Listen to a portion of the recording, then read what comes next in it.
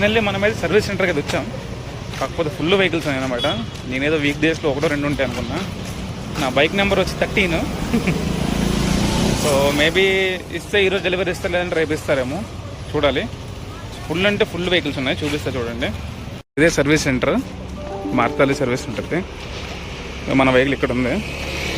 So ఇవన్నీ vehicles ఉన్నాయి. ఇది వచ్చి నెంబర్ 13 అనమాట.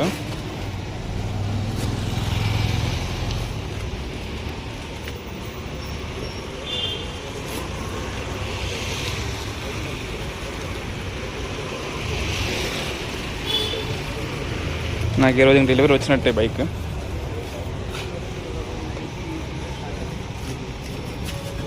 మనది వెహికల్ ఎక్నాలజ్మెంట్ అయితే తీసుకున్నాం. సో కొంచెం హ్యాండిల్ బెండ్ ఉందని చెప్పిన, ఇంకా అదొకటే చూడాలి. నాకు నెంబరింగ్ మొత్తం ఇన్స్పెక్షన్ ఇవన్నీ అయినప్పటికీ 10:30 అయింది. ఓన్లీ బైక్ వాళ్ళకి హ్యాండ్ ఓవర్ చేయడానికి 1.5 hour పట్టింది. సో అడిగాను, మీరు ఒక్కలే ఉన్నారా చేయడానికి అంటే, అంతే మేము ఒక్కలమే ఉన్నాం చేయడానికి అని చెప్పిండు అనమాట.